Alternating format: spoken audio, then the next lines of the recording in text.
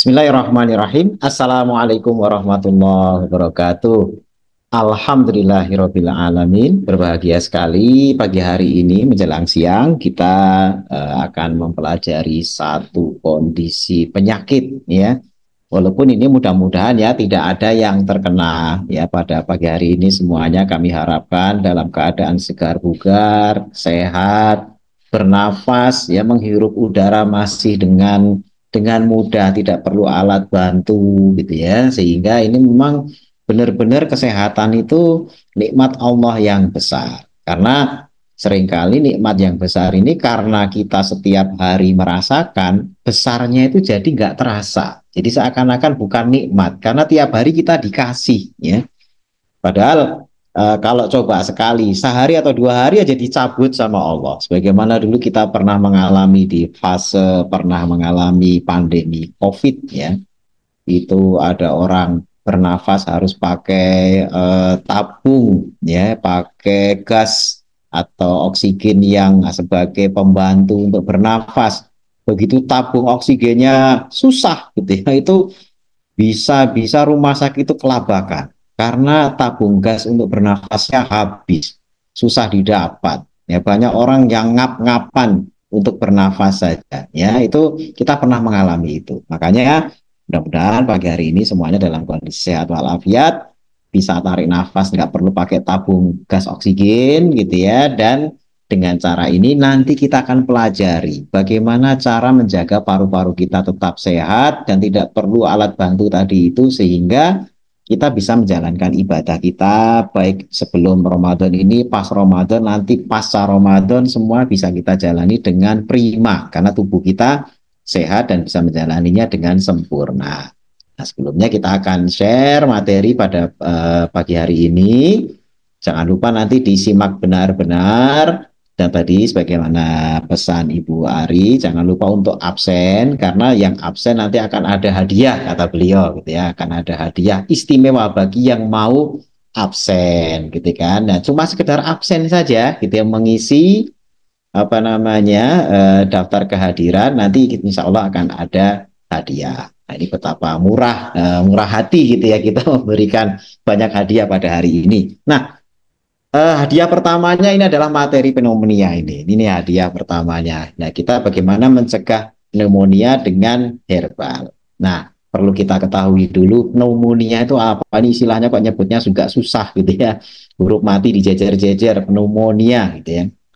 Nah, ini sebenarnya adalah istilah untuk menyebut ya bentuk peradangan ya paru-paru yang disebabkan oleh infeksi. Nah, infeksi ini kan bisa macam-macam. Infeksi itu invasi dari luar ya berupa mikroorganisme. Jadi mikroorganisme itu bisa virus, bisa bakteri, bisa juga jamur yang menyebabkan peradangan. Karena virus, bakteri, dan jamur ini disebut sebagai benda asing.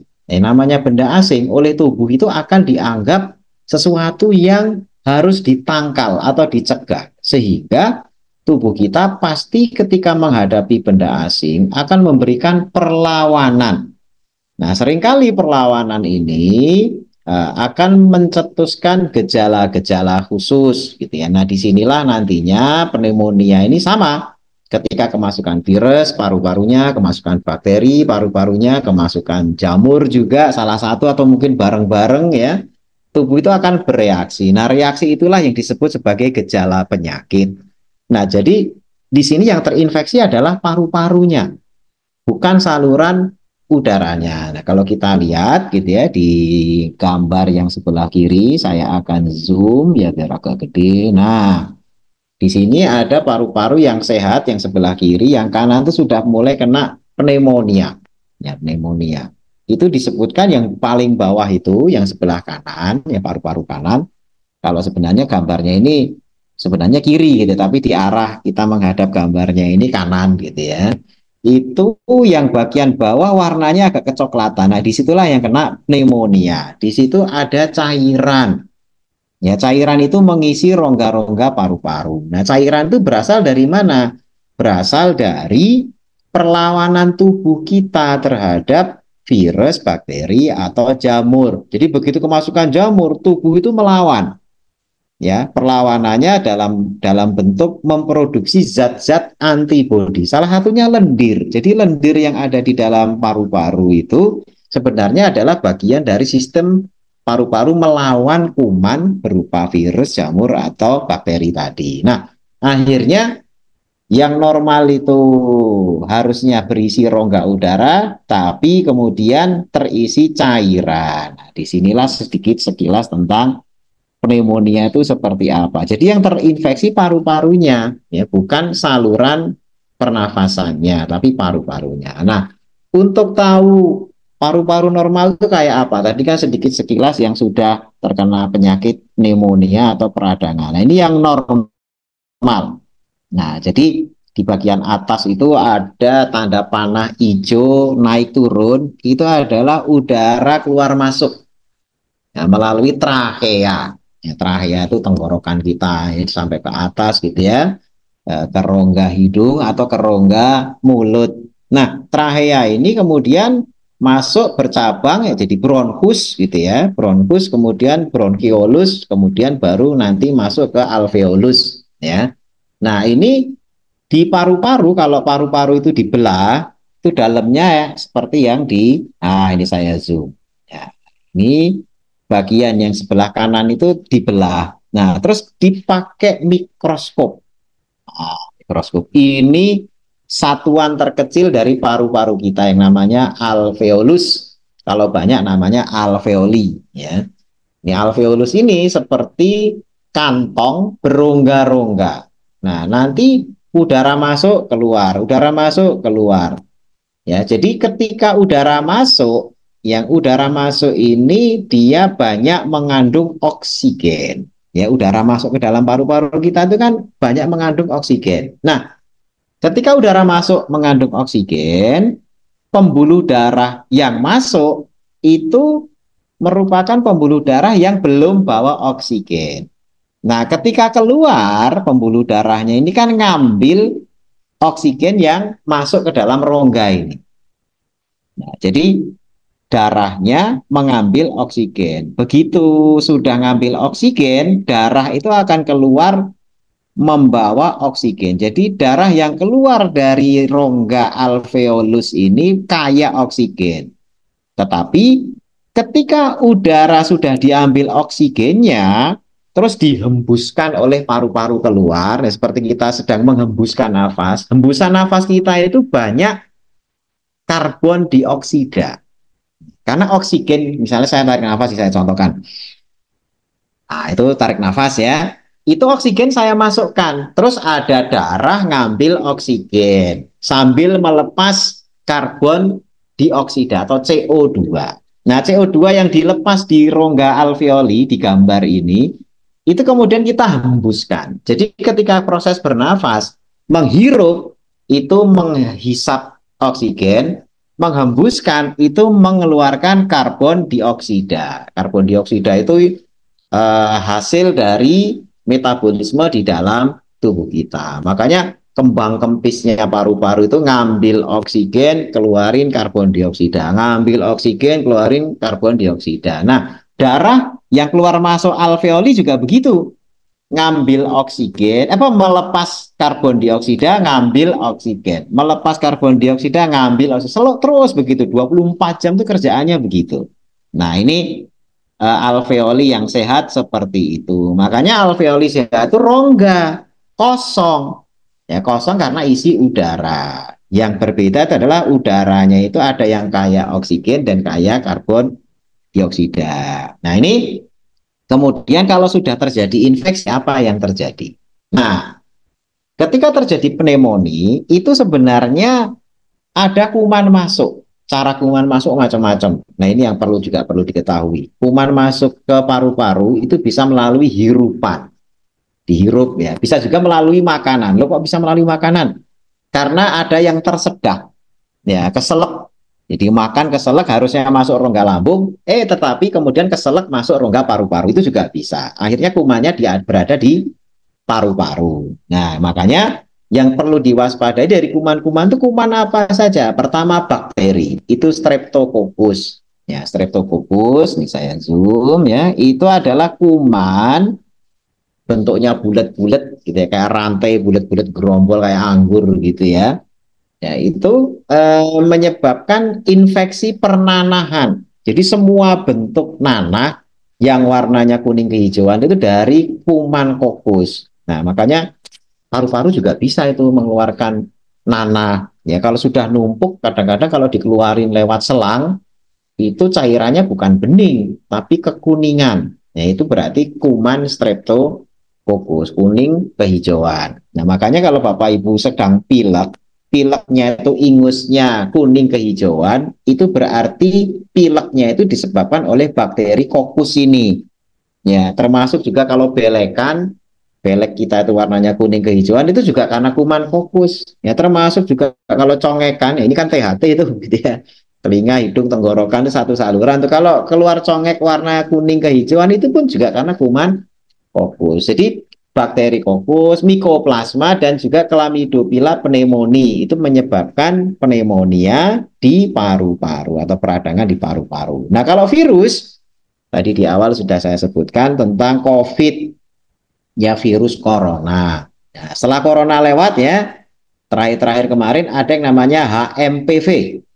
Apa sih HMPV? Itu Human Meta Pneumovirus. Human Meta Pneumovirus, HMPV. Nah, itu juga banyak menimbulkan kematian karena mengalami gagal nafas bagaimana COVID ya. Jadi gagal nafas kenapa ya, paru-parunya kebelepek cairan sehingga rongga udaranya nggak bisa masuk. Nah, termasuk juga influenza. Ini kan influenza biasa. Nah, influenza itu ada yang bertingkat, ada yang virusnya ganas, ada yang menengah, ada yang ringan. Jadi kalau Bapak Ibu di sini, saya sering kena influenza, nah itu kemungkinan yang nyerang adalah influenza yang ringan-ringan. Karena cukup minum obat-obatan warung saja kadang-kadang udah sembuh. Tapi ada juga ya, kemarin ada berita heboh, artis terkenal gitu ya, kena influenza kok meninggal. Nah, itu karena influenzanya menyebabkan yang namanya pneumonia ini. Jadi bukan flu yang hanya nyerang hidung, tapi sudah masuk ke dalam paru-paru. Nah, ini harus diwaspadai. Kemudian yang ketiga, jamur. Itu disebabkan karena jamur histoplasmosis, cryptococcus, dan pneumocystis jirovecii. Nah, ini adalah jamur-jamur yang bisa masuk ke dalam paru-paru, kemudian menyebabkan peradangan. Bentuk peradangannya sebagaimana di gambar ini ya. Ya tadi juga sudah kita sebutkan di awal. Yang sehat itu rongga udara, yang sakit, yang pneumonia, ya itu sudah keblepek sama cairan. Sehingga tadi ada istilah paru-paru basah. Nah, kenapa bisa disebut paru-paru basah? Ya mekanismenya ya kita lihat di gambar berikutnya. Ini dia. Nah, jadi paru-paru basah itu karena memang adanya timbunan cairan di alveoli. Ya, makin banyak cairan akan membuat ruang udara di alveoli yang tadinya harusnya kosong itu jadi tidak ada space untuk udara, sehingga ketika tarik nafas nggak akan muat banyak.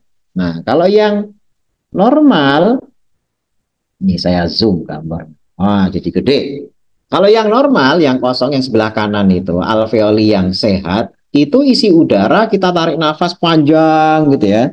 Dihitung, tarik nafas panjang gitu ya. Nah, itu rongga paru-paru kita akan terisi penuh dengan udara. Sehingga space untuk udara banyak. Sehingga oksigen yang bisa diambil juga banyak. Ya, itu berarti paru-parunya sehat. Karena bisa keluar masuk udara yang banyak. Tapi kalau yang sebelah kiri, itu isinya cairan semua, alveolinya. Ini yang akhirnya tidak ada ruang untuk udara. Jadi kita tarik nafas, karena baru sedikit tarik nafas saja sudah penuh, ya sudah penuh paru-parunya dengan udara. Karena sisanya isinya cairan. Nah, ini jangan sampai mengalami yang ini, karena nafasnya mesti pendek, ngos-ngosan, gitu, ngos-ngosan. Nah, akhirnya apa? Ya mau tidak mau cairan ini harus dibuang, ya.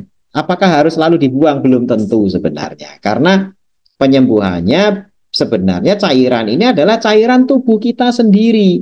Loh, kenapa kok cairan itu diproduksi? Bukan dari kumannya, bukan. Kuman itu tidak terus misalnya datang ke situ, ya kumannya terus kencing di situ, jadi banyak cairan. Bukan, ya, kumannya nggak kencing, nggak BAB di situ. Kuman itu datang ke situ, kemudian kuman tersebut karena benda asing oleh tubuh itu dilawan ya dengan memproduksi lendir sebagaimana tadi sudah saya sampaikan ya. Nah, sama halnya seperti Bapak Ibu. Kenapa pilek? Ya, kenapa pilek? Hidungnya mampet, lendirnya banyak. Karena ketika hidung merasa kemasukan benda asing, ya hidung kita tiba-tiba ada benda asing masuk berupa bakteri atau virus, nah itu dikenali, wow ini benda asing nih nggak boleh masuk. Akhirnya apa? Hidung kita itu menyempit. Ya, menyempit kenapa? Karena biar kumannya nggak masuk ke dalam tubuh kita. Nah, hidung menyempit itu mekanisme pertahanan atau mekanisme imun. Imun yang sifatnya fisik, ya mekanik, ya fisik mekanik. Jadi salurannya menyempit karena menghalang-halangi kuman biar nggak masuk. Tapi efeknya apa? Hidung kita mampet, gitu ya. Jadi kalau hidung kita mampet itu jangan terus kita marah-marah. Ini hidung gimana sih kok mampet? Sebenarnya dia sedang menghalang-halangi kuman masuk. Ya masalahnya kita kena efeknya gitu ya. Jadi nggak bisa napas. Jadi kumannya nggak bisa masuk, tapi kita juga sekaligus nggak bisa napas. Akhirnya nafas lewat mulut. Ya kalau anak kecil kasihan rewel ya. Nah terus kemudian apa? Keluar lendir yang kita sebut sebagai ingus. Nah kalau ingus di hidung kan ngeluarinya gampang. Ya tinggal serat-serat aja itu udah keluar gitu ya. Tapi kalau lendir ingusnya itu di dalam alveoli ya sebagaimana pneumonia ya akhirnya numpuk di situ yang menyebabkan kita nafasnya itu tidak bisa nampung udara banyak. Jadi cairan ini bukan hasil kumannya pada kencing rame-rame di situ, bukan. Cairan itu dari tubuh kita. Artinya apa? Tubuh kita itu bisa punya kemampuan untuk menyerap lagi cairan tersebut. Ya, dengan cara apa? Ya dihilangkan peradangannya. Jadi peradangannya hilang, produksi lendir akan di stop, bahkan lendir yang ada, sel-sel mati yang ada akan difagosit, akan ditelan lagi oleh sel-sel tubuh kita, ya. Bahkan ada sebagian yang diserap lagi ke dalam tubuh sehingga rongga yang isi cairan ini bisa plong lagi, bisa kosong lagi. Nah, itu mekanisme penyembuhannya, gitu ya. Jadi dengan menekan peradangan, karena cairan diproduksi itu efek dari peradangan atau inflamasi. Ya, di sini disebutkan dindingnya saja itu menebal. Ya, dinding alveolarnya yang tulisan hijau itu dinding alveolar menebal. Oleh karena apa? Oleh karena udim atau bengkak. Yang kalau di hidung itu kejadiannya seperti hidung mampet, tapi di alveoli menebal, banyak cairan, akhirnya tidak bisa kembang kempis isi udara. Itulah kenapa disebut paru-paru basah yang sebenarnya penyakitnya itu adalah pneumonia, ya. Nah, kemudian faktor resiko. Kalau bisa terkena itu apa aja sih yang rentan? Yang pertama adalah orang yang imunitasnya rentan. Kenapa? Karena terkait sama masuknya kuman. Ya, kalau imunitasnya bagus, kuman baru mau masuk aja udah disikat. Ya, disikat oleh siapa? Oleh imun tubuh kita. Jadi dia halangi nggak bisa masuk. Dari sejak proses awal tubuh kita tuh sudah bisa menghalau. Tentara-tentara tubuh alami kita tuh menghalau baik virus, jamur maupun bakteri yang mau masuk. Tapi kalau yang masih rentan gampang masuk. Ya bayi karena masih membangun sistem imun, lansia ya karena sudah makin ya banyak kerusakan-kerusakan ya. Kalau yang bayi itu karena masih membangun, tapi kalau yang lansia itu karena sudah rusak, banyak yang tidak berfungsi. Kemudian juga karena penyakit ya, sistem imunnya runtuh seperti HIV AIDS. Atau juga orang-orang yang mengkonsumsi obat steroid ya karena penyakit kronis misalnya orang yang punya sindrom nefrotik itu minum steroid terus atau orang yang tidak sengaja karena nggak tahu minum steroid terus-menerus melalui jamu. Ya terutama jamu pegelinu. Nah ini bapak-bapak ibu-ibu semuanya ya di sini hati-hati kalau sudah ada istilah jamu pegelinu ya karena Tidak semuanya ya, artinya kalau yang izinnya nggak jelas dan sebagainya itu seringkali dicampur oleh steroid. Karena kita cocok, nyerinya hilang, cesplong gitu ya, cepat. Akhirnya kita minum itu terus. Nah, ini akhirnya kecanduan. EPF-nya apa? Rentan imunnya gampang kena infeksi macam-macam. Tidak hanya pneumonia, tapi juga infeksi yang lain. Demikian juga dengan imun kalau terkena penyakit kronis seperti diabetes, penyakit jantung, ya itu gampang sekali rentan kemasukan kuman. Kemudian yang lain adalah punya gangguan menelan. Tadi di awal saya sudah sampaikan, selain kuman itu masuk lewat pernafasan, tapi juga lewat makanan. Ya, ini orang yang keselak. Ya, artinya apa? Gangguan menelan yang menyebabkan keselak, seperti penderita stroke. Nah, stroke itu kan seringkali lumpuh lidahnya. Ya, sehingga ngomong aja cadel. Ya, sehingga ketika masuk makanan, lidahnya tuh nggak bisa ngatur. Ya, karena lidahnya separuh lumpuh. Sehingga makanan yang masuk itu kalau yang masih normal lidah itu bisa ngatur makanan ditaruh ke kiri atau ke kanan. Yang stroke nggak bisa. Ketika nelen pun yang satu lumpuh, akhirnya banyak makanan yang loss sehingga masuk ke dalam rongga paru-paru. Ya kalau yang padat jarang ya, tapi seringkali yang cair, keselak terus kemasukan ke paru-paru. Ya akhirnya kuman pun ikut masuk ke sana. Dan dia dengan selain stroke ada Parkinson. Parkinson itu gemeteran, sistem apa namanya motoriknya terganggu, termasuk proses menelan juga terganggu. Kemudian yang lain perokok. Wah, kalau perokok itu tidak hanya pneumonia, yang lain-lainnya banyak ya, karena memang itu sumber penyakit juga. Selain juga karena alkohol gitu ya, alkohol ini sistemnya tubuhnya jadi rentan, livernya biasanya kena, ginjalnya juga kena dan lain-lain kena, akhirnya rentan dan bisa kena pneumonia. Nah, narkoba juga biasanya campur rokok. Ya, saya sudah kecanduan kayak gitu, itu tubuhnya juga rentan infeksi, gampang sekali masuk. Kemudian juga nosokomial. Nosokomial itu adalah penyakit yang menular di rumah sakit. Ya, biasanya namanya rumah sakit kan isinya orang-orang sakit. Jadi rentan. Nah, yang biasa keluar masuk ke sana biasanya pasien cuci darah. Ya, kemudian pasien yang pakai nebulizer. Nebulizer kadang-kadang ganti-ganti gitu ya. Tidak semua rumah sakit ya, maksud saya ini potensi. Kalau pembersihannya bagus, SOP-nya dijalani, nebulizer itu steril ya. Tapi kalau nebulizer, ventilator dan sebagainya kurang bagus untuk apa namanya higienitasnya dan sebagainya bisa jadi sumber penularan. Makanya potensi-potensi seperti itu bisa terjadi di rumah sakit. Nah ini faktor resiko. Nah berikutnya gejala yang dialami kayak apa? Tadi kan bentuk gangguannya, alveoli kayak apa dan sebagainya sudah kita jelaskan. Maka gangguan yang akan dialami ya tadi demam.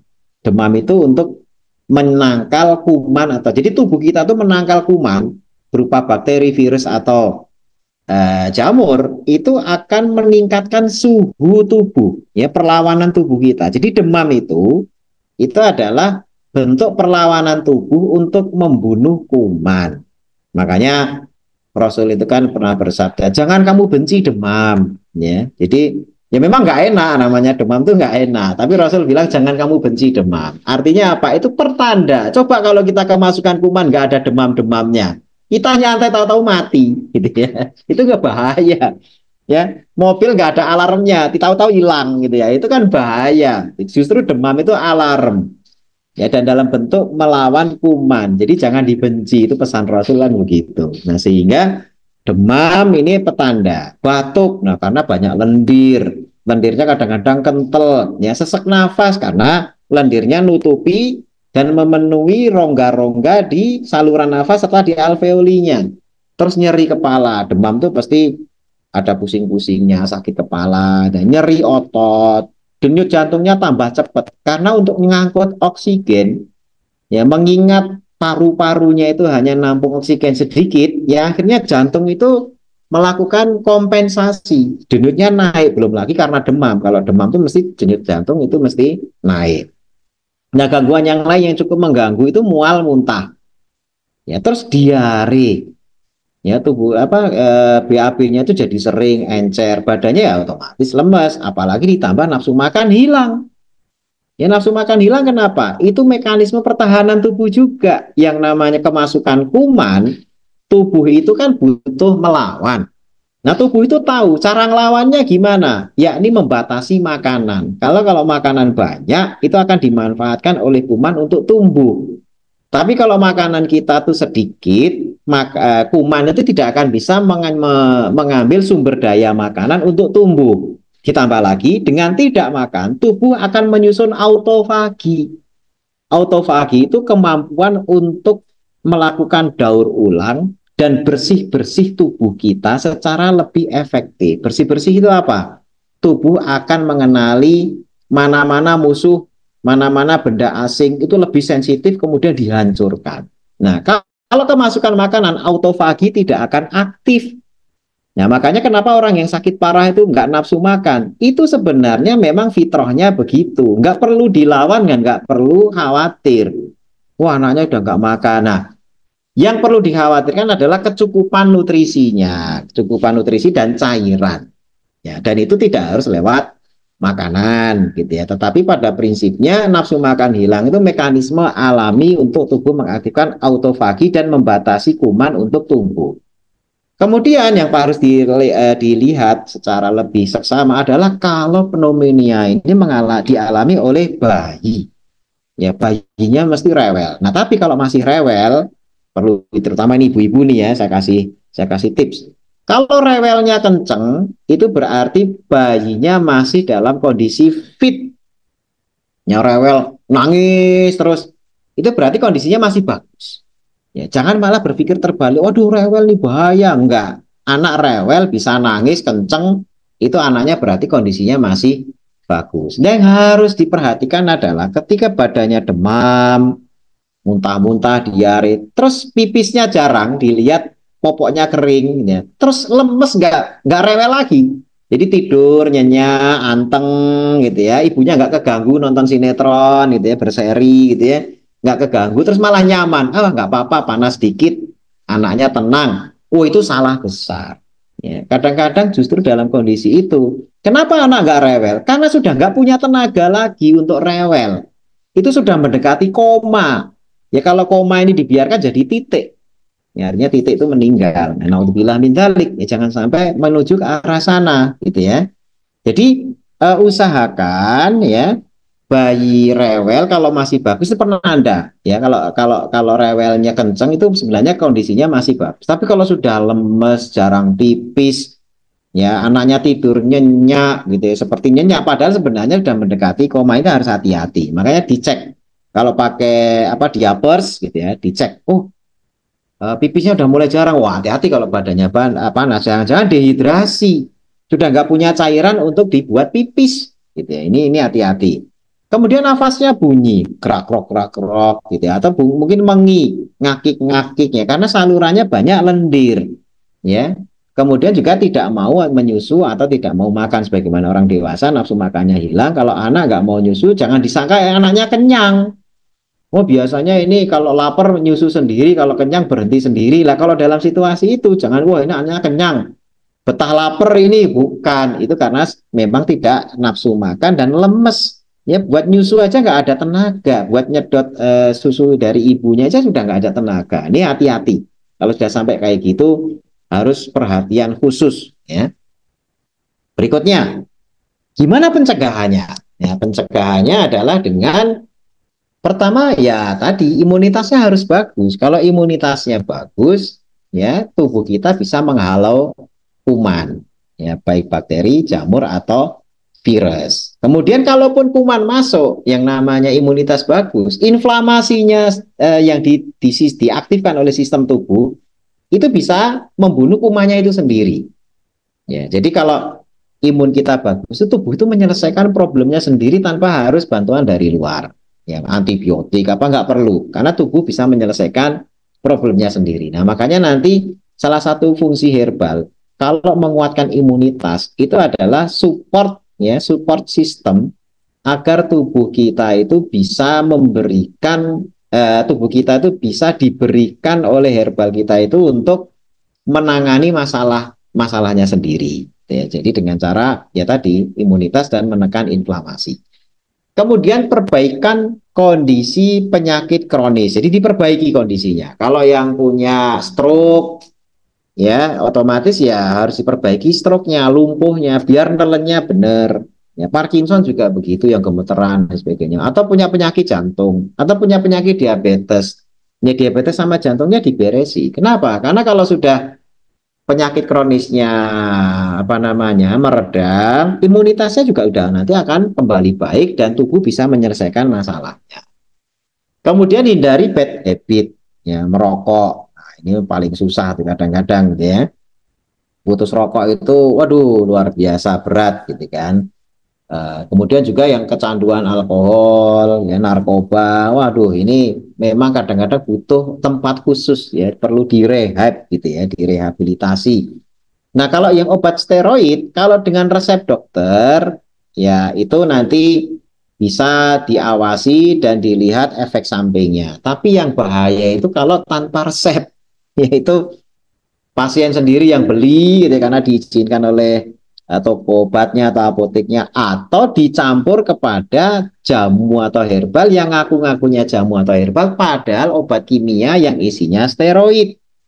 Ini banyak sekali terjadi. Ya ujung-ujungnya ya minum herbal perasaannya padahal bukan herbal. Ya jadi merasa oh ini herbal kok alami, cespleng, tiap kali pegelinu minum itu hilang padahal steroid. Ya, steroid itu emang obat dewa, apa-apa hilang, penyakit itu apa-apa hilang gitu ya, tapi jangka panjang itu membunuh lebih cepat gitu ya. Nah makanya ya untuk minum-minuman yang sifatnya herbal, jamu, lihat kemasannya, izinnya resmi enggak. Kalau perlu, kalau ada misalnya BP POM atau POM TR atau apalah, POM MD atau apa, dilihat benar di situs POM-nya. Karena banyak yang kemudian melabelinya dengan label palsu, padahal isinya obat kimia. Nah, makanya pentingnya kenapa herbal itu perizinan ya, agar nantinya yang namanya produk herbal itu legal. Pertama, yang kedua ya halal thayyib. Yang namanya herbal kan dari tumbuhan, bukan dari hewan. Tapi kalau tanpa ada apa namanya jaminan higienitas, ya produksinya, pengawasan dan sebagainya, nggak ada izin POM-nya ataupun dari Kemenkes, PIRT dan lain sebagainya, itu hati-hati gitu ya, karena seringkali dicampuri dengan hal-hal yang tidak diizinkan oleh regulasi. Nah, makanya kalau dari herbal-herbal, ya terutama dari SNW ini, insya Allah regulasinya, peraturannya sesuai dengan pemerintah dan sebagaimana semboyan pro hati, ya halal thayyiban, ini bisa di apa namanya konsumsi secara aman tanpa ada campuran BKO, bahan kimia obat. Kemudian herbalnya apa aja? Nah ini penting nih. Sebagaimana tadi kita bahas dukungan herbal, nah itu habatus sauda salah satunya. Habatus sauda itu imunomodulator untuk imunitas ya tubuh disupport agar kuat. Tapi juga habatus sauda ini bisa untuk bronchodilator. Bronchodilator itu maksudnya apa? Melonggarkan saluran nafas. Ya, jadi nanti dengan imunitasnya bisa meredakan produksi apa namanya perlendiran, karena dengan imunitas kan otomatis inflamasinya turun. Ya, kemudian bronkodilator, saluran nafasnya yang tadi menyempit itu karena menghalang-halangi kuman masuk, itu bisa longgar. Ya, terjadi dilatasi, pelonggaran. Jadi nafasnya jadi plong. Ya, lendirnya jadi berkurang. Ya. Kemudian juga dia antitusif. Antitusif itu obat batuk. Nah, obat sauda obat segala penyakit, ada antitusifnya. Terus membantu istirahat juga, menekan depresi dan gampang tidur. Ya, kalau di obat-obat kimia kan satu obat itu mengandung A, B, C, D, E. Nah, ini habatus sauda tok saja itu sudah mengandung A, B, C, D, E. Padahal satu komponen. Nah, ini makanya ini penting nih, penjaga paru-paru sehat. Meniran itu fokusnya di imunomodulator, sebagaimana habatus sauda. Tapi ya fungsinya hanya imunomodulator. Tapi bisa karena ini adalah herbal dalam negeri yang memang khusus ya diformulasi untuk menjaga imunitas tubuh kita. Kalau habatus sauda selain imunomodulator itu juga bisa untuk yang lain-lainnya. Karena obat segala penyakit sebagaimana sabda Rasulullah SAW. Kemudian hilba, ini untuk mengencerkan dahak. Ya, lendirnya itu lebih mudah dikeluarkan, bisa mencegah muntah juga. Karena anak-anak itu kalau lendirnya terlalu kental, muntah banyak juga, makanan yang sudah masuk keluar semuanya. Jadi akhirnya ya untuk apa namanya sistem tubuh kita itu jadi anak bisa dehidrasi, anak muntah dan sebagainya. Kemudian juga meredakan inflamasi, gitu ya. Selain dahaknya encer, bisa gampang keluar, tidak produksi dahak baru. Nah, itu hilba itu. Terus pegagan, nah pegagan ini lebih lengkap lagi. Dia selain lendirnya dikurangi, sesak nafasnya juga diberesi, dia juga antibiotik. Nah, ini antibiotik sekaligus juga antivirus. Nah, ini pegagan ini lebih lengkap. Makanya ini kalau empat-empatnya ini tersedia, dan alhamdulillah, insya Allah tersedia ini ya dengan perizinan yang sudah lengkap, ini bisa digunakan untuk pengobatan, pendukung pengobatan atau pencegahan gitu ya, dari pneumonia. Nah, perlu difahami bahwasanya herbal dan juga lifestyle yang sehat tadi ya, meninggalkan bad habit gitu ya, imunnya diperbaiki, penyakit kronis diatasi gitu ya, itu dengan lifestyle itu adalah upaya preventif biar kita tidak terkena. Tapi juga bagi yang sudah kena itu pendukung kesembuhan. Jadi bukan melantas, udah terlanjur kena, katanya kan untuk mencegah, bukan. Mencegah bagi yang belum kena. Kalau yang sudah kena itu mendukung kesembuhan. Karena banyak efek yang bisa kita manfaatkan dari herbal-herbal yang dimaksud. Nah, sebagian mungkin ada yang bertanya, kenapa nggak susu kambing dipakai? Nah, kita kan bahas herbal. Susu kambing itu bisa untuk kesehatan juga. Tapi susu kambing itu dari hewani. Nah, definisi herbal itu adalah dari nabati. Herb itu dari nabati. Tapi kalau misalnya mau melengkapi dengan itu, bisa-bisa saja gitu ya. Hanya kita kan sekarang ini sedang membahas fokus tentang penggunaan herbal. Nah, sebagai kesimpulan dan penutup ya dari sekian banyak penjelasan tadi dapat dirangkum sebagai berikut ya. Pneumonia itu adalah radang paru akibat infeksi kuman ya, baik bakteri, virus dan jamur, dan ini bisa dicegah ya dengan meninggalkan bad habit. Harus berubah habitnya itu ya. Bad habit itu apakah kalau begadang malam itu bisa menyebabkan? Begadang malam itu pendukung. Artinya apa? Kalau orang sering begadang, otomatis istirahatnya, imunnya juga akan turun, gampang kena. Tapi bukan berarti terus udara malam kena kabut, kena ini, bukan. Karena cairan yang ada di dalam paru-paru yang disebut paru-paru basah itu bukan berasal dari luar yang masuk, tetapi dari produksi dari dalam tubuh. Ya. Kemudian juga menguatkan imunitas, selain meninggalkan bad habit. Kemudian untuk pencegahan bisa dikuatkan dengan pola hidup sehat dan pemanfaatan herbal. Upaya ini juga mendukung penyembuhan. Jadi catatannya mendukung penyembuhan ya bagi yang sudah mengalami. Nah, jika kondisinya parah, parah tuh sampai nafasnya ngos-ngosan ya, kemudian sampai wajahnya biru karena kekurangan oksigen atau sianosis. Ini jangan terus dibiarkan, jangan. Ya harus dipanggil medis yang profesional. Kenapa? Agar tidak merusak paru-paru yang sampai akhirnya luka. Ya, karena kalau luka, misalnya anak kecil paru-parunya luka, bekasnya nggak hilang, kasihan. Nanti misalnya mau daftar ke militer, kepolisian, ada paru-paru gitu, jadi ditandai. Ya. Makanya usahakan paru-paru jangan sampai rusak, dan itu bisa dicegah. Nah, demikian yang perlu bisa saya sampaikan pada presentasi siang hari ini. Mudah-mudahan bermanfaat. Nanti kalau ada pertanyaan-pertanyaan silakan ditulis. Waktu selanjutnya akan saya kembalikan kepada Mas Al. Silakan Mas Al.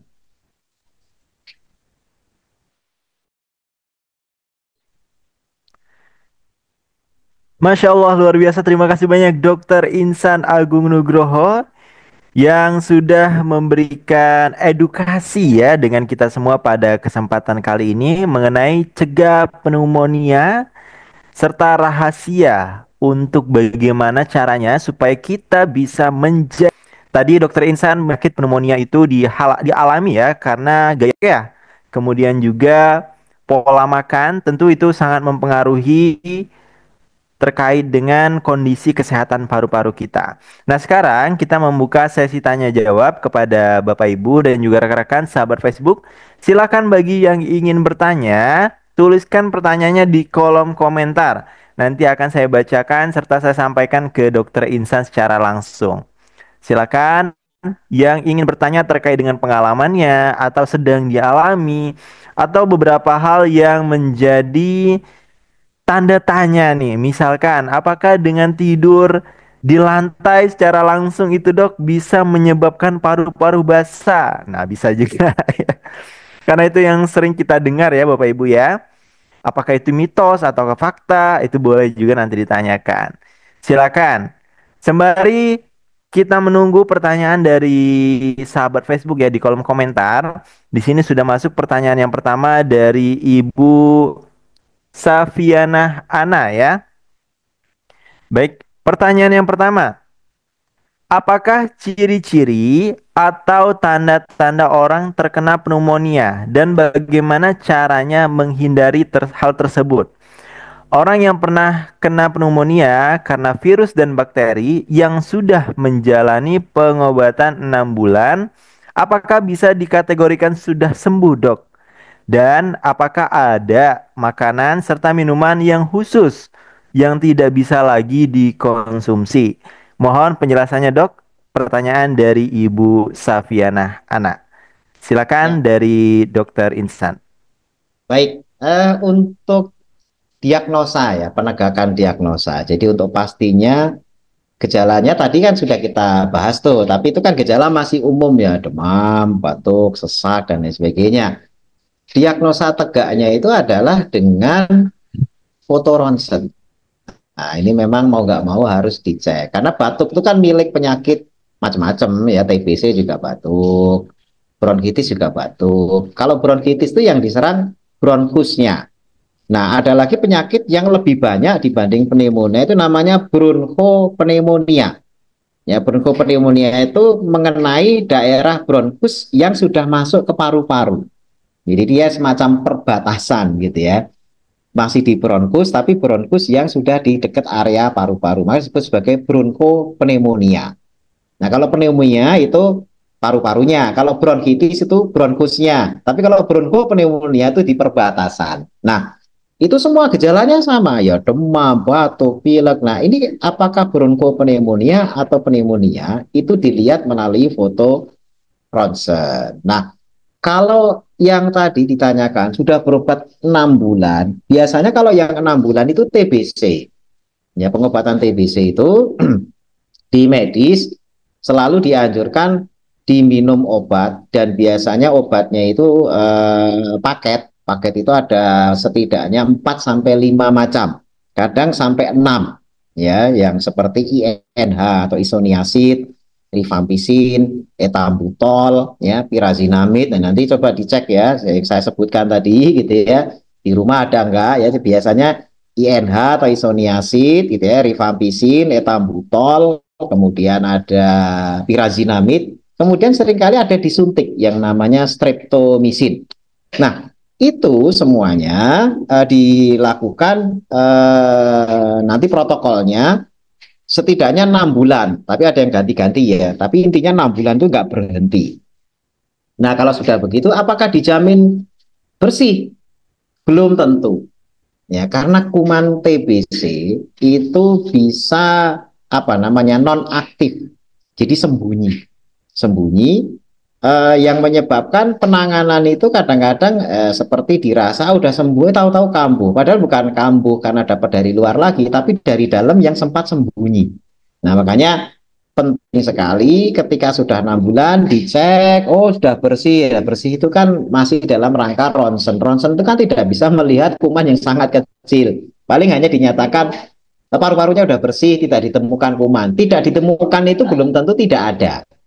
Ya, tidak ditemukan itu karena yang nyari nggak nemu. Ya, itu bahasa bahasa medis itu begitu. Jadi dia jujur, tidak ditemukan kuman. Ya, itu tapi tidak ditemukan itu bukan berarti tidak ada. Jadi kalau dok ini kok kena lagi, katanya kemarin sudah bersih, nggak ditemukan kuman. Betul, tidak ditemukan itu bukan berarti tidak ada, tapi ada, hanya yang nyari nggak nemu gitu ya. Itu bahasa medis itu seperti itu. Nah, makanya kalau 6 bulan apakah pasti sudah bersih? Belum tentu, tapi biasanya nanti akan dicocokkan. Dicocokkan tuh tes imunologi, mantuk, foto ronsen, dahak, dan lain sebagainya itu nanti akan mengkonfirmasi. Mungkin itu. Nah, kalau untuk makanan secara khusus tidak ada yang harus masalah dipantang. Malah justru imunnya harus bagus itu kita kita apa nutrisinya ya harus bagus juga. Intinya begitu. Jadi ya kalau mau pantang yang sifatnya alergi. Jadi misalnya berarti nggak boleh minum makan gorengan. Ya gorengan itu kan terkait sama kalau minyaknya jelek, pakai jelantah, memicu batuk, gitu kan. Tapi kalau minyaknya bagus, nggak ada masalah dan sebagainya, gorengan boleh-boleh saja karena tidak menyebabkan batuk pneumonia. Demikian. Baik, terima kasih banyak Dokter Insan Agung Nugroho untuk jawabannya atas pertanyaan dari Ibu Safianah ya. Selanjutnya, pertanyaan dari Ibu Siti Rohani, Dok. Nah, jadi ada pertanyaan terkait dengan kondisi pneumonia ya atau penyakit paru-paru basah yang dialami oleh manula, Dok. Bagaimana cara memberikan obat yang baik untuk manula? Karena sensitif banget ini, Dok. Dan Ya, khawatir kalau obat herbal yang sifat atau bentuknya itu padat seperti pil ataupun kapsul itu tidak terkonsumsi dengan baik. Nah, solusinya seperti apa untuk bagi manula yang mengalami atau didiagnosa atau bahkan sudah divonis memiliki penyakit pneumonia atau paru-paru basah? Obat seperti apa yang harus dikonsumsi untuk mempermudah para manula ini dalam mengatasi penyakit pneumonia? Silakan, dokter. untuk pengobatan tadi kita bahas herbal dulu. Ya, herbal dulu karena nanti ada pengobatan yang sifatnya mungkin dari medis ya.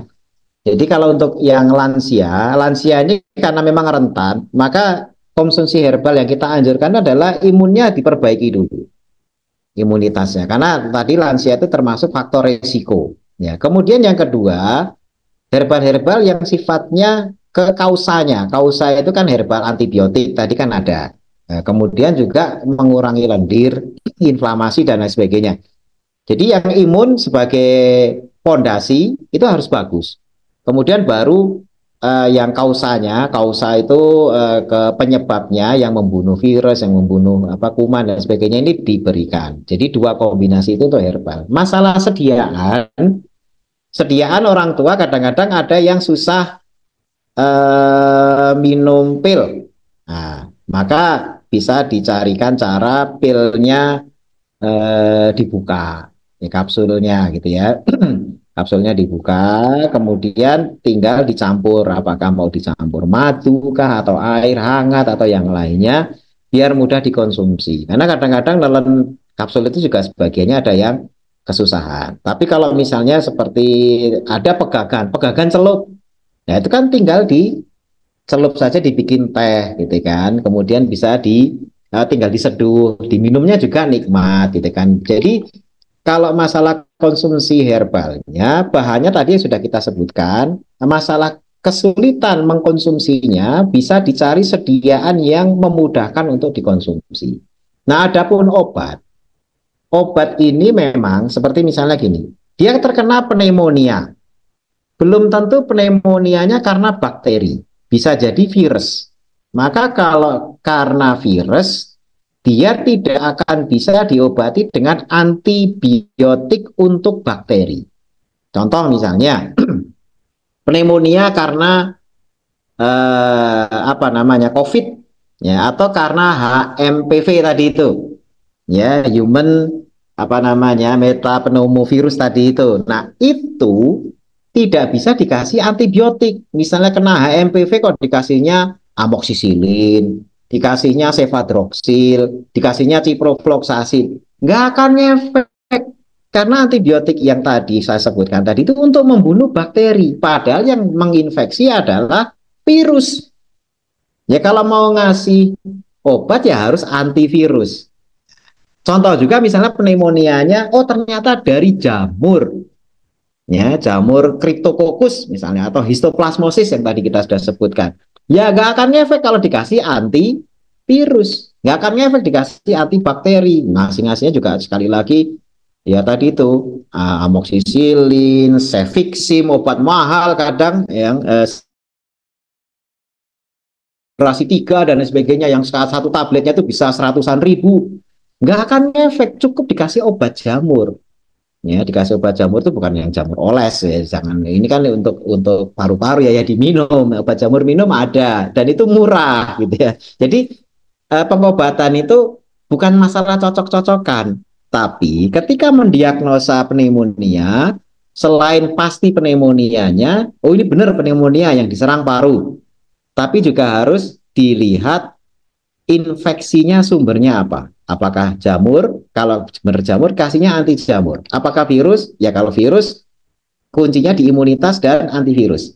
Bakteri, kuncinya di antibiotik untuk bakteri. Nah itu treatmentnya. Jadi tidak perlu khawatir masalah konsumsi. Kalau kesulitannya sediaan, ya sediaannya aja yang dipermudah. Tapi kalau tadi terkait sama obat-obatan karena khawatir, harus dipastikan penyebabnya apa. Demikian Mas Al. Baik, terima kasih Dokter Insan untuk jawabannya atas pertanyaan dari Ibu Siti ya, dari Ibu Siti Rohani. Baik, satu pertanyaan lagi dokter untuk mengakhiri sesi kita pada kesempatan kali ini. Ini pertanyaan dari Ibu Irma Wahyuni. Pertanyaannya, karena dulu kecilnya ada masalah di paru, alhamdulillah sudah lama tidak kambuh berkat herbal SNW. Pertanyaannya, apakah bisa kambuh lagi, Dok? Nah, jadi ceritanya dulu udah pernah kena paru-paru basah, Dok. Apakah nanti Ya. bisa kambuh lagi di masa yang akan datang? Silakan, dokter.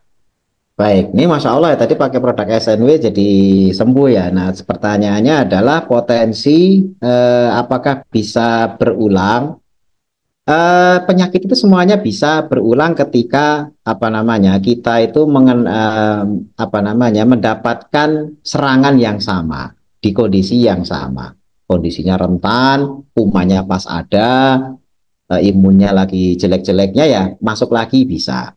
Kecuali tubuh kita itu sudah membangun sistem imunitas permanen. Ya, karena beberapa penyakit itu tubuh kita itu imunnya permanen. Karena kita memiliki sel yang namanya sel memori untuk sistem pertahanan tubuh. Contoh misalnya rubella gitu ya, cacar air gitu ya, kemudian eh, apa namanya yang orang sekarang yang kemarin sempat itu gondongan gitu ya, demam, pipinya agak membesar atau lehernya membesar ya gondongan, itu sistem imun kita akan memberikan kekebalan permanen. Jadi kalau kena lagi tubuh langsung kenal, terus tubuh langsung akan menyelesaikan, tidak perlu bantuan dari luar sehingga nggak akan kena dua kali. Tapi kalau dari misalnya bakteri atau jamur, ya, yang biasanya permanen itu adalah virus ya. Kalau dapat imunitas dari virus itu biasanya kekebalannya bisa permanen. Tapi kalau bakteri atau dari apa namanya jamur itu bisa berulang.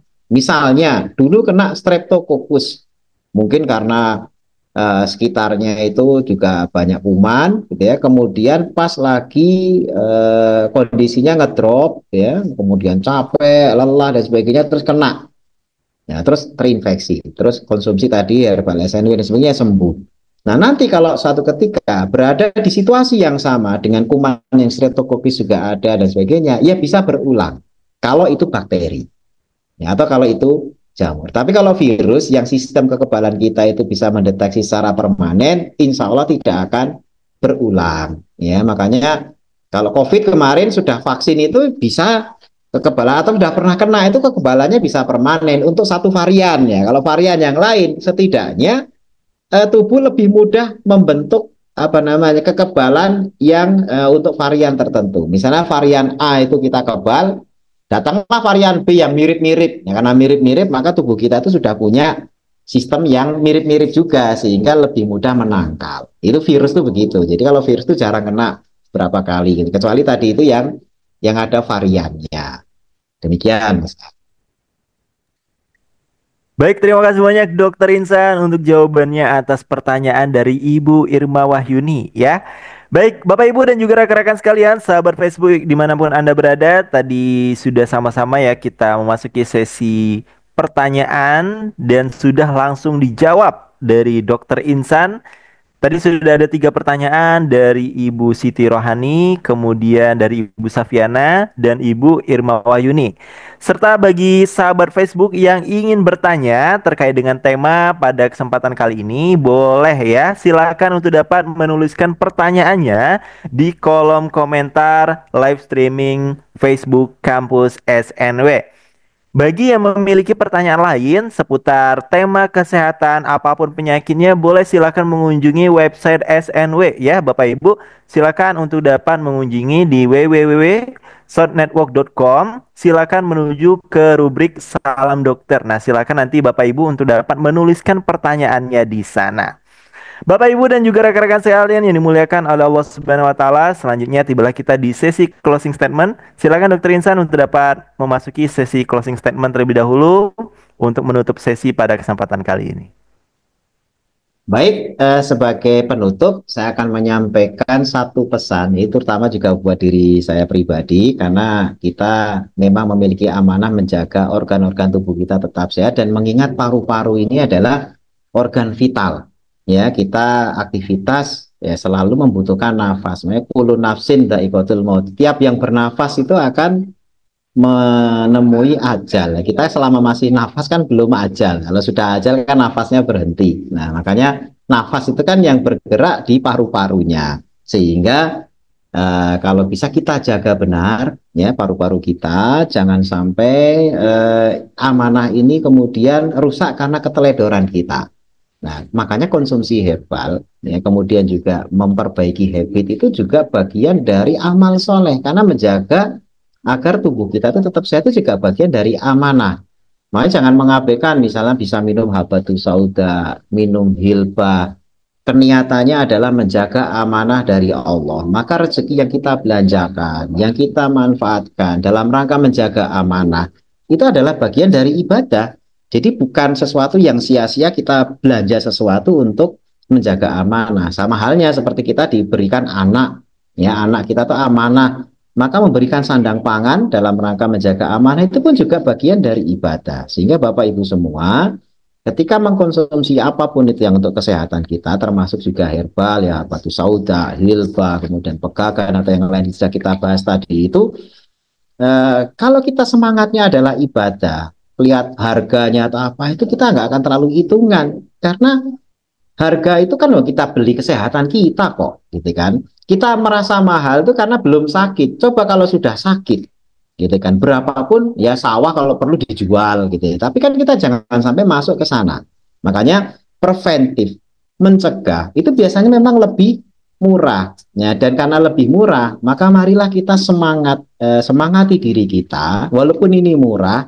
Tapi apapun pengeluaran kita, karena diniatkan untuk menjaga amanah dari Allah, itu bagian dari ibadah. Kalau belanja, jangan hanya belanja-belanja yang sifatnya konsumerisme yang malah merusak tubuh, ya. Orang kadang-kadang beli rokok satu box gitu kan, wah, ya, apa merasa enteng saja, padahal itu merusak tubuh kita. Kemudian beli makanan yang merusak tubuh kita itu enteng saja, tapi untuk herbal yang cuma satu box gitu kadang-kadang kita berat. Nah, ini jangan sampai seperti itu, karena walaupun cuma satu box herbal dan sebagainya, ya karena memang menjaga amanah tadi itu bagian dari ibadah gitu ya, karena menjaga jasad fisik kita juga merupakan bagian dari ibadah tersebut. Nah, mudah-mudahan kita semuanya dikaruniai kesehatan dalam rangka menyambut Ramadan yang sebentar lagi kita akan jalani, insya Allah. Demikian mungkin penutupan dari saya. Saya kembalikan kepada Mas Ab. Masya Allah, luar biasa. Terima kasih banyak Dokter Insan Agung Nugroho selaku konsultan kesehatan SNW. Bapak Ibu dan juga rekan-rekan sekalian yang dimuliakan Allah Subhanahu wa taala, tibalah kita di penghujung sesi diskusi pada kesempatan kali ini. Dari apa yang sudah disampaikan oleh Dokter Insan Agung Nugroho, yuk sama-sama kita mulai untuk menjaga gaya hidup kita ya, menjaga pola makan kita, merubah bad habit kita menjadi kebiasaan yang baik. Dan yang gak kalah pentingnya, yuk kita mulai untuk menjaga kesehatan paru-paru kita dengan herbal.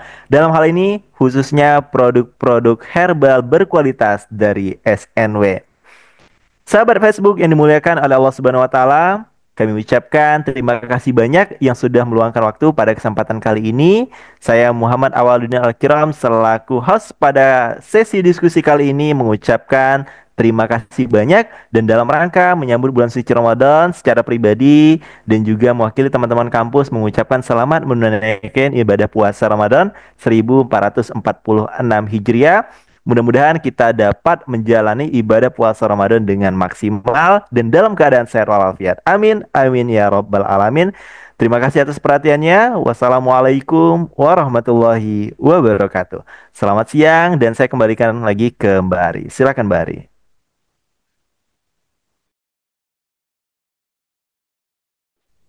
Alhamdulillahirrabbilalamin, kita tadi sudah menyimak dan belajar bersama penjelasan yang sangat luar biasa dari Bapak Dr. Insan Agung Nugroho, konsultan kesehatan SNW, dan juga dipandu dengan cantik oleh Mas Muhammad Al-Kiram, Muhammad Awaludin Al-Kiram. Ya, Bapak Ibu semua, dan tadi dari penjelasan itu ada hikmah yang sangat luar biasa ya, bahwa sebetulnya membelanjakan atau apa namanya, bahwa kita untuk menjaga kesehatan gitu itu adalah bentuk dari bisa menjadi bentuk dari ibadah apabila memang kita berniat untuk menjaga amanah yang Allah berikan kepada kita gitu ya. Jadi memang paru-paru itu kan adalah organ yang sangat vital.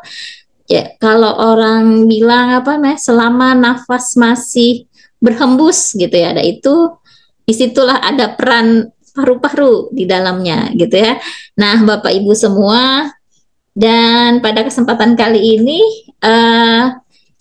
saya akan spill sedikit yang nanti akan dibagikan bagi Bapak Ibu yang mengisi absen gitu ya, itu e-book untuk kita semua yang mengisi absen. Seperti apakah e-booknya?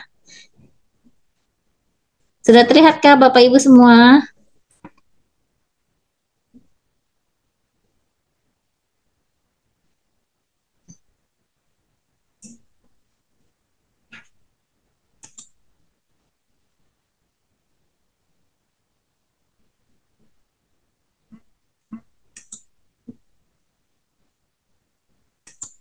Bentar ya.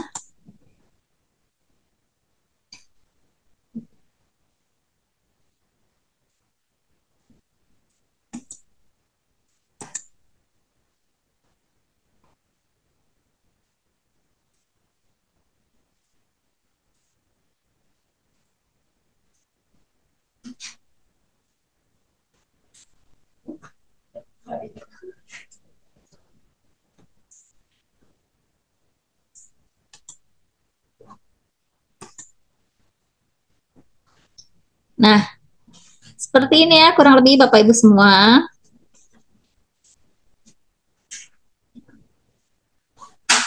Nah, ini adalah salah satu dari contoh e-book yang akan dibagikan kepada Bapak Ibu gitu, dan mudah-mudahan bisa bermanfaat.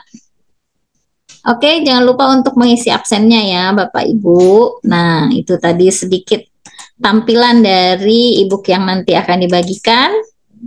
Dan Bapak Ibu, tadi juga kita dijelaskan bahwa herbal akan sangat baik untuk menjaga kesehatan paru-paru dan juga bisa digunakan untuk menerapi gitu ya. Menerapi orang yang punya masalah dengan paru-paru. Antara lain yaitu dengan Habatus Sauda, dalam hal ini dikandung oleh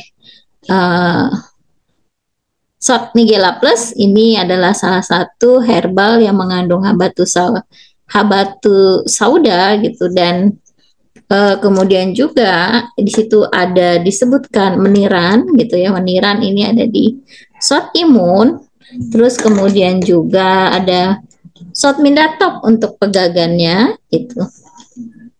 Dan ada Hilba, di Shot Hilba Plus tuh, dan ini ada Konsenti. Konsenti ini untuk mengonsumsi pegagan dalam bentuk yang lebih santai, yaitu dalam bentuk teh seperti itu. Dan Bapak Ibu semua, untuk menerapinya tentu saja kita harus memilih gitu ya, herbal apa yang perlu kita konsumsi gitu. Nah, untuk pneumonia ini yang pertama adalah tadi disebutkan bahwa kita harus menjaga daya tahan tubuh kita dulu, dan insya Allah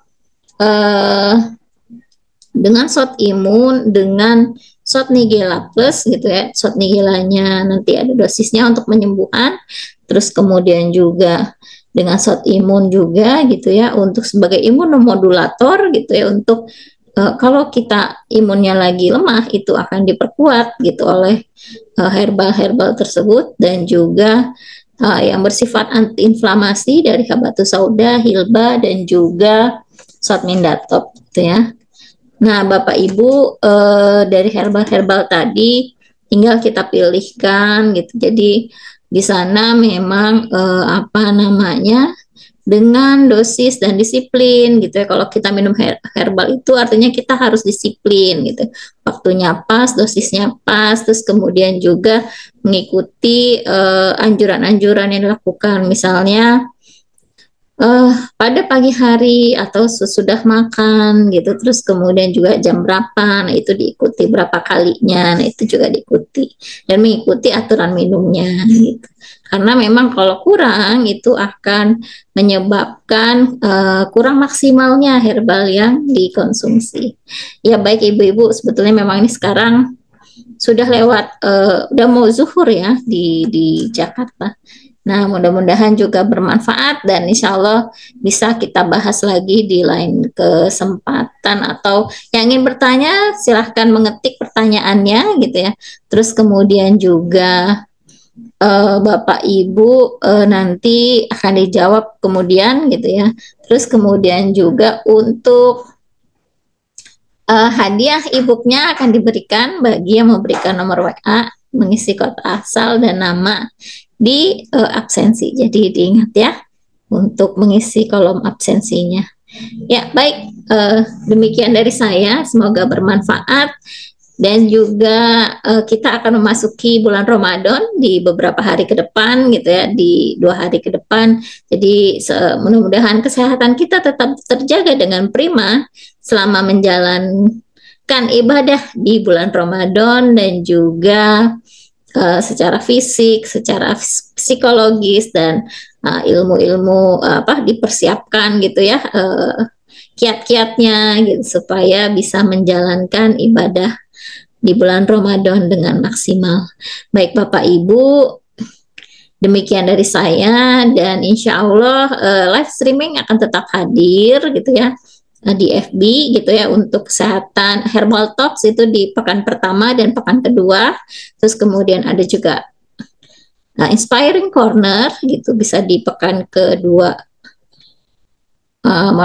Herbal Talk di pekan pertama dan pekan ketiga, Inspiring Corner di pekan kedua ataupun pekan keempat gitu ya, kalau ada 5 pekan. Terus kemudian juga live streaming dengan Dr. Shot insya Allah di pekan keempat di setiap bulannya, di bulan-bulan dalam 1 bulan. Ya baik Bapak Ibu semua, terima kasih banyak dan semoga bermanfaat. Kita tutup dengan doa kafaratul majelis. Subhanakallahumma wa bihamdika asyhadu alla ilaha illa anta astaghfiruka wa atubu ilaik. Sampai jumpa di kesempatan-kesempatan yang akan datang. Assalamualaikum warahmatullahi wabarakatuh.